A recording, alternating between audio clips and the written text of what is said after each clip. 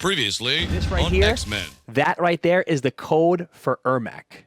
That is the code for error macro. 1, 1, 2, 1, 2, 3, 1, 2, 3, 5, 1, 2, 3, 5, 1, 2, 3, 5, 1, 2, 3, 1, 2, 3, 1, 2, 1. That is the code right there. If you ever go to the arcade and you don't see error macro, you put that code in right there. 1, 2, 3, 4, 4, 4, 4, 3, 2, 1, and you will get error macro.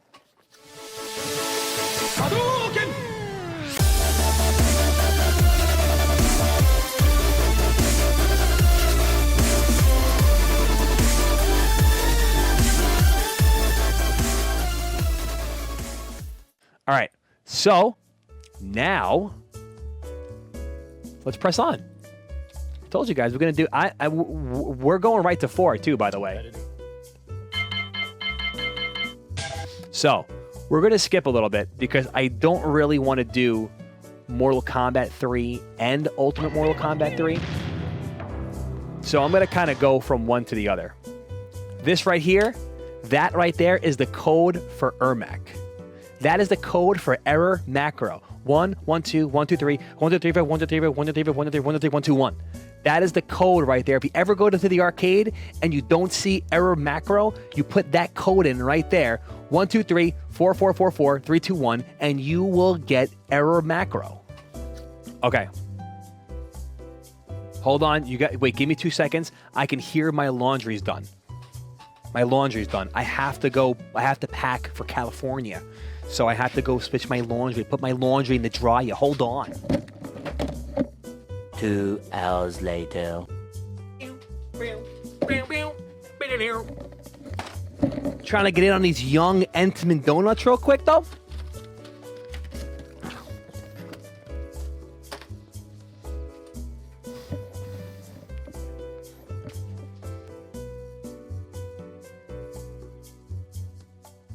Much later. Much later. Tomorrow. All right, time to pop off. So, sorry about that. Had a little quick break. You know what I'm saying? Oh! Okay. When MK3 came out, the first time I saw MK3, I saw MK3 in Fun Zone. And I heard about Fun Zone because the arcade I used to play at in the mall, people went to Fun Zone. This is a little sidetrack from MK, but Fun Zone had Killer Instinct before the mall had Killer Instinct. There were 2 arcades in the mall. There was Galaxy that was upstairs and Timeout that was downstairs. It went from Sega's Timeout to Namco's Timeout to closing down. And upstairs was Galaxy. So the mall that I used to play at didn't have Killer Instinct. Fun Zone had Killer Instinct first. So that's where I learned about Fun Zone, because the guys would say, yo, we're going to go to Fun Zone. And then I got cool with the people in Fun Zone, just like I got cool with the people in the mall. Dude, this is a true story. The lady that used to work at Fun Zone, my dad used to, I don't know what my dad did. I'm not going to say anything, but my dad used to talk to this lady at Fun Zone. She used to work there. She used to fill up the coin machines. And when I say bag of tokens, I don't mean like a little bag of tokens. I mean like a bank bag, like a banker's bag. It's like this big. She gave my dad the entire bag of tokens. Like the bag that you fill the token machine up with. She gave my dad the whole bag.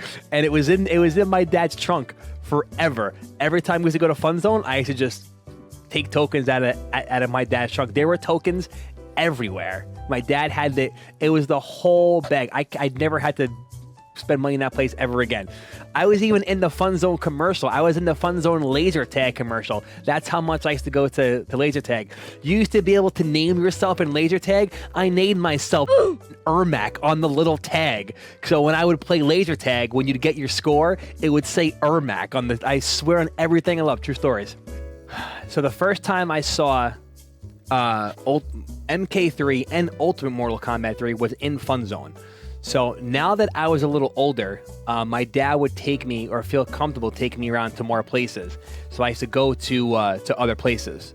So when the game first came out, Cabal was like incredible. Playing again, and I used to use Cabal. I'm like, oh, this character's kind of cool, and he's even cheap in this version too. Like Cabal was good for actually. I think wasn't Sub-Zero good in the first one? Cyrax was stupid good because for some reason someone allowed him to throw mad bombs when you were in the net, and you couldn't do it anymore. So you would do net, throw bomb, roundhouse, land on the bomb explodes, drop little bomb, punch, falls on the other bomb. It was incredible. And MK1 and like 1 and 2 were fairly similar in the way they played a little bit, but 3 and Ultimate were like totally different games, completely different games. But still, like, it was weird. It was different, but I don't know. This is my favorite Mortal Kombat. I think Ultimate and 2 are easily by far the best ones. I used to love that combo, the kick combo. So anyway, when 3 came out, Scorpion, it was Scorpion, Reptile, right? Katana, who was it? I don't remember. Scorpion, Reptile was on one side.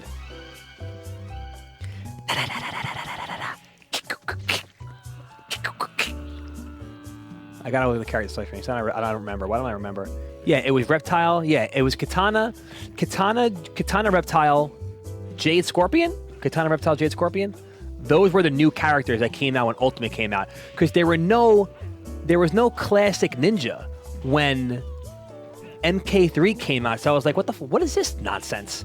There's no ninja? Like, there was no Scorpion? Like, what do you mean Scorpion's not in this game? It was just Brother Sub-Zero with the eye thingamajig. And it had the robots. And you remember in the middle thing in... Hold on, let's go back to the character select screen. In MK3, the middle dragon would flip, and you would see robot smoke. The dragon would just go like this, and it would be robot smoke, and then it would be gone. And I remember seeing it flip one day and going to click on it, and like it just went past it. I'm like, what the fuck? Like I saw it, I couldn't pick him. It just went past it. And one day I walked into Fun Zone, and it was just flipped, and I was like, what? It's just flipped? He's there? And that was it. I don't remember how it happened.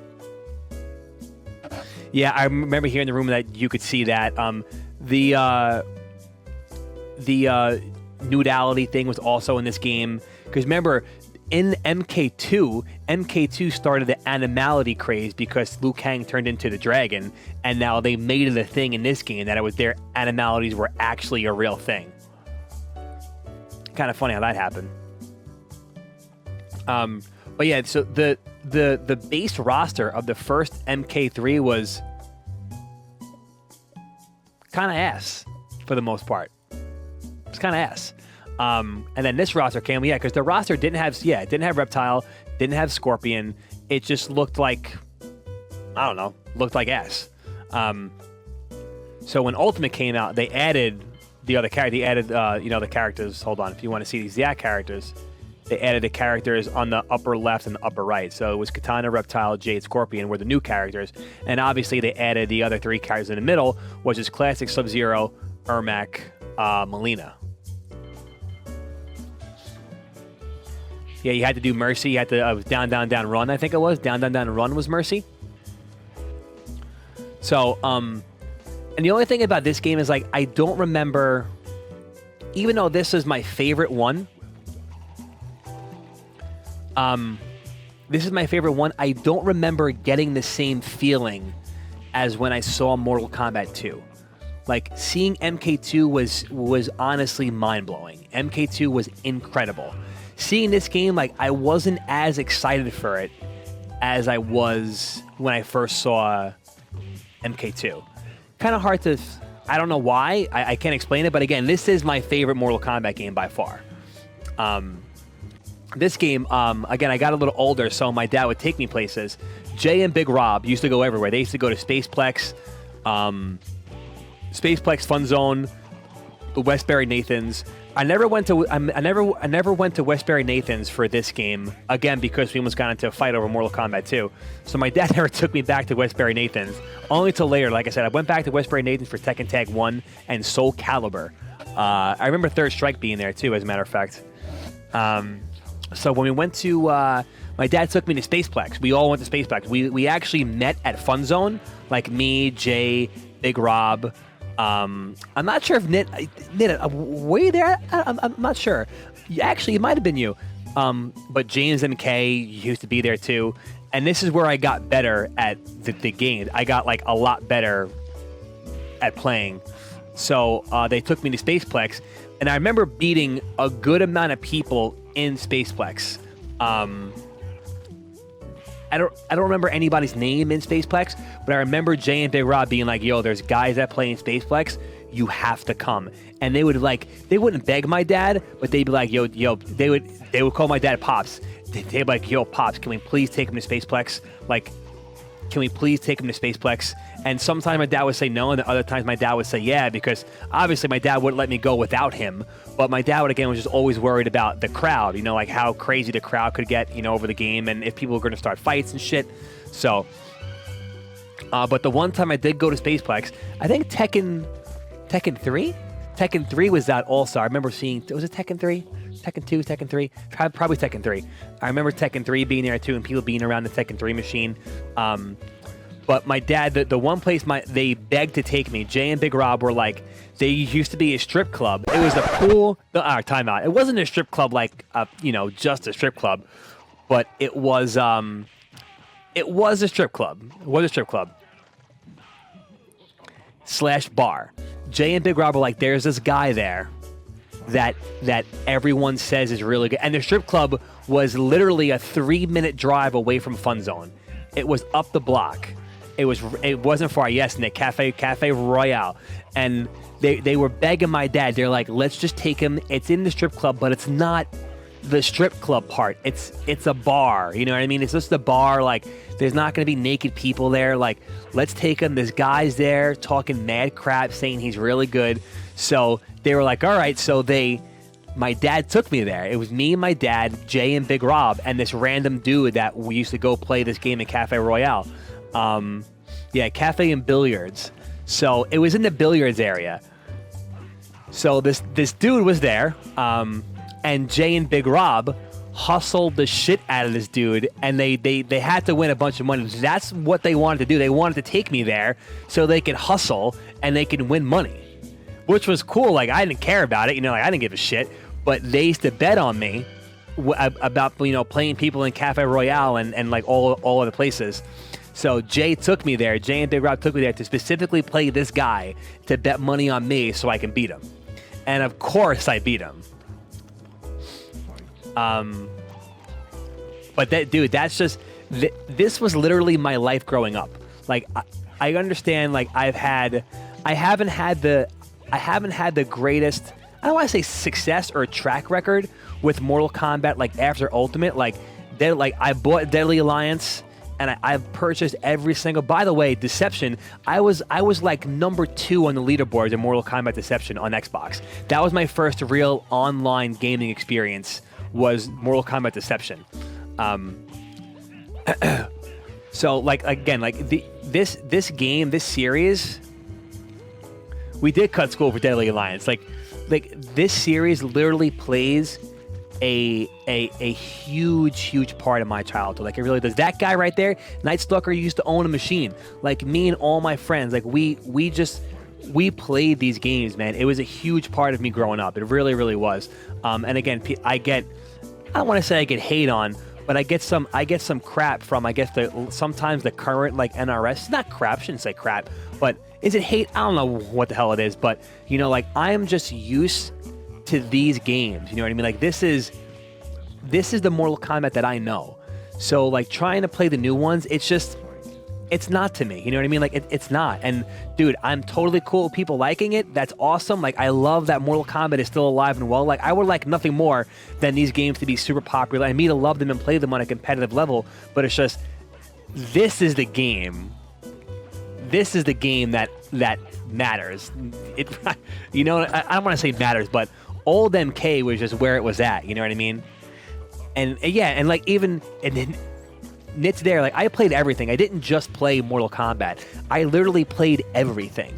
I went from Mortal Kombat. I would play Soul Calibur. When Killer Instinct came out, I had a 72 win streak in Fun Zone and KI2. 72 win streak. I had a 91 win streak in Tekken 5. Like I played everything. Everything I could possibly play, I played.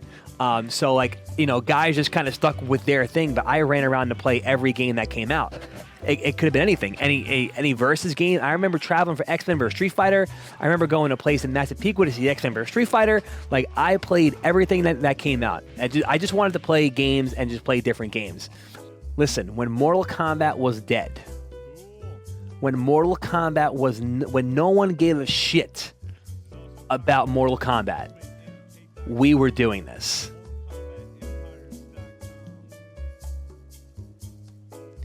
Nine years ago,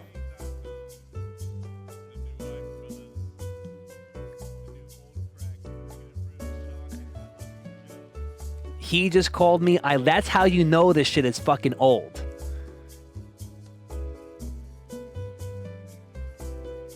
This was the shit, my friends.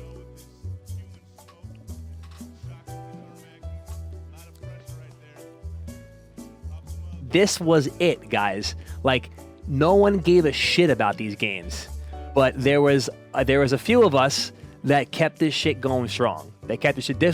I feel like this is one of the first times Mortal Kombat was streamed. Old Mortal Kombat was streamed ever. Was that East Coast Throwdown 2?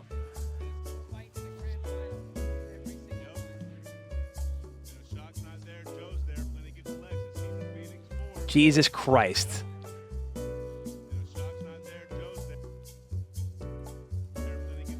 Look at this. Look at how young I look. My good God.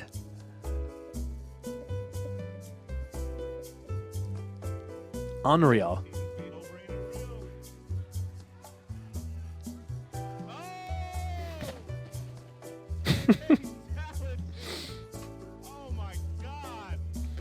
That's me, dude. That's me. This is a shitty fight. No, but Shock is 100% without a doubt a better Mortal Kombat player than me. There's actually a bunch. Juggernaut is better. Rio is better. Shock is better. These guys I can legit say are definitely better UMK3 players than me. For some reason, I just beat Shock mostly, not all the time, but those guys are definitely better than me at this game. 100%. Those guys are like probably the best players I've ever played. Lex also, one love to Lex from 8 on the Break. You know, before MK was popular, like we were trying our best to keep it popular, you know, and then like I don't want to say that by no means do we deserve any kind of credit, but there were people that were grinding this game out and making sure that it was relevant, you know what I mean? Like that the game stayed relevant and people had love for it. And this was nothing, dude. We were just playing because we liked the game. You know what I mean? It's this. No one gave a shit about this game. No one cared about this game. No one cared about MK. Yeah, dude. This was 2000. This is like 10 years after Ultimate came out already. Yeah, he's really good. AC's mad good. But yeah, this is one of the first times that UMK3 was ever put on stream at a tournament, was at ECT2. I was like, yo, this is my tournament. These guys want to stream it. Get this game on stream. And here it is. That's mad hard to do. Well, watch this. He messed up. Cheap character. Okay. There is this. This is an infamous time in Mortal Kombat. That's an infamous time. And there's one more infamous time. And that was... I think this is the most viewed Mortal Kombat UMK3. I mean, obviously the other ones are the... What am I doing? The new ones, have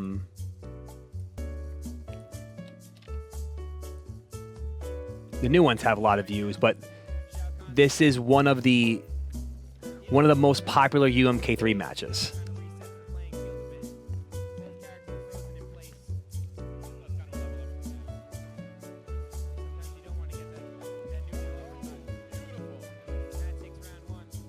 So good, so good. But yeah, this is again one of the. It's not, by no means is it like revolutionary, but it's just in important times in the game that I don't think a lot of people know about, because again, the game isn't. Oh, he should have destroyed me right there.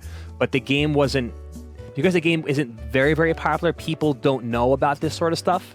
But this was a pivotal time in like MK and like streaming MK with the old spooky logo.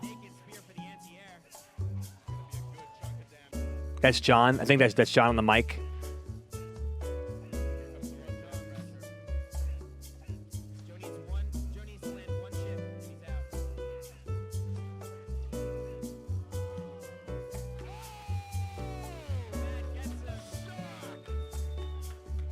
Shock. That's the man. That is 100% the man.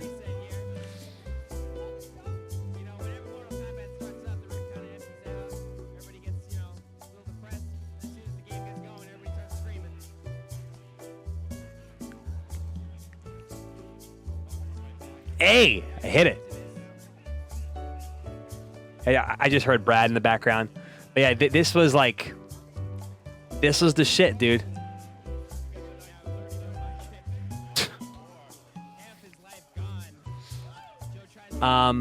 This was uploaded in 2010.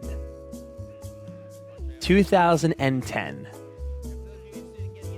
All right, so now a little bit of.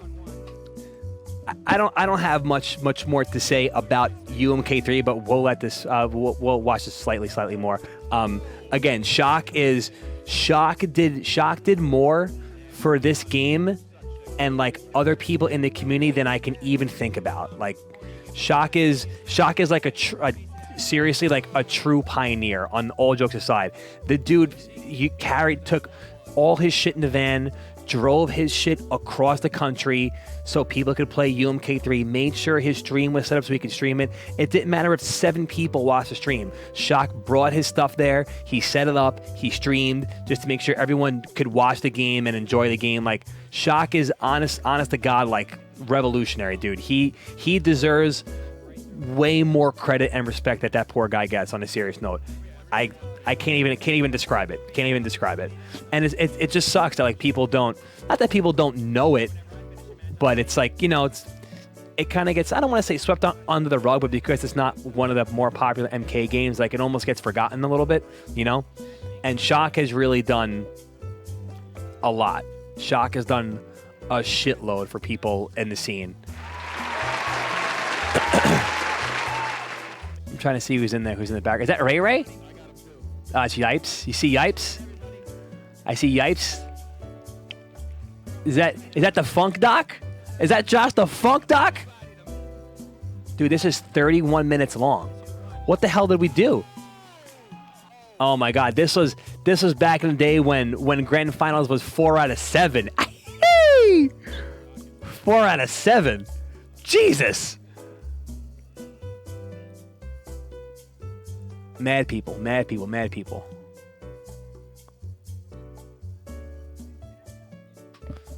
Jesus. Anyway, so that's that. Important pivotal times in the MK era. Look at John. Pivotal times. On the next episode of Dragon Ball Z. Oh, the ending is too good.